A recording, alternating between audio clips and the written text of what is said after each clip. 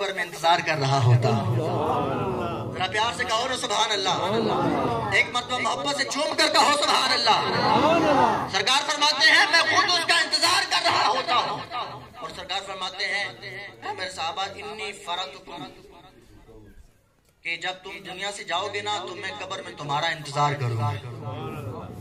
کتنا خوش نصیب ہے وہ بندہ جب دنیا سے جاتا ہے قبر میں اس کا داخلہ ہوتا ہے, انٹری ہوتی ہے تو استقبال محمد مصطفیٰ کرتے ہیں, اس کا ویلکم محمد مصطفیٰ کرتے ہیں. اور جب نیک بندہ قبر میں اس کو اتار کر واپس آ جاتے ہیں لوگ, پھر کیا ہوتا ہے؟ سوال و جواب ہوتے ہیں. سوال و جواب ہوتے ہیں. حدیث میں آتا ہے پہلا سوال اس سے ہوتا ہے مر ربو کا, تیرا رب کون ہے. پھر دوسرا سوال ہوتا ہے ما دینو کا. تیسرا سوال ہوتا ہے ما کنت تقول فی حق حاضر رجل. یہ تین سوالات ہوتے ہیں. لیکن علماء فرماتے ہیں اگر آپ احادیث کا مطالعہ کریں نا تو آپ کو یہ تین سوال نہیں ملیں گے, آپ کو ایک ہی سوال ملے گا اور وہ سوال ہوگا محمد مصطفیٰ کے بارے میں. اس سے یہ نہیں پوچھا جائے گا تیرا رب کون ہے, یہ نہیں پوچھا جائے گا تیرا دین کیا ہے, کیا کرتا تھا. اس سے یہ پوچھا جائے گا بتا محمد سے پیار کتنا کرتا تھا.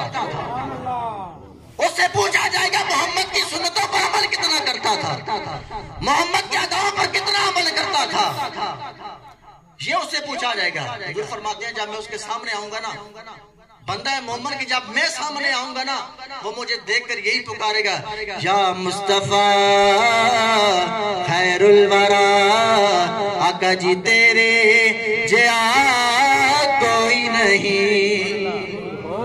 یہ ہے بندہ مومن کی شان. جب وہ قبر میں جاتا ہے کہتا ہے مجھے جلدی لے کر جاؤ, جلدی لے کر جاؤ, کیونکہ سرکار اس کا انتظار فرما رہے ہوتے ہیں, سرکار اس کا ویلکم کر رہے ہوتے ہیں, سرکار اس کو خوش آمدید کر رہے ہوتے ہیں, سرکار اس کو اہلا و سہلا مرحبا کی صداؤں سے اسے پکار رہے ہوتے ہیں اور کہتے ہیں اے بندہ مومن تو دنیا میں رہ کر تو نے اچھے کام کیے ہیں, ماں باپ کو تو نے راضی رکھا ہے, ہر ایک سے تو نے اچھا سلوک کیا ہے, آج تو سب کچھ چھوڑ کر میرے پاس آ جا, میں تجھے سینے سے لگا کر تجھے جنت میں داخل فرما دوں گا.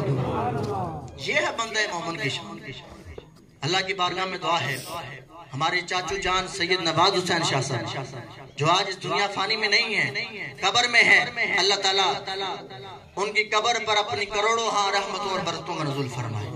حضور پاک علیہ السلام کی پہچان نصیب فرمائے, حضور علیہ السلام کی شفاعت کبریٰ نصیب فرمائے. اور ایک اور بات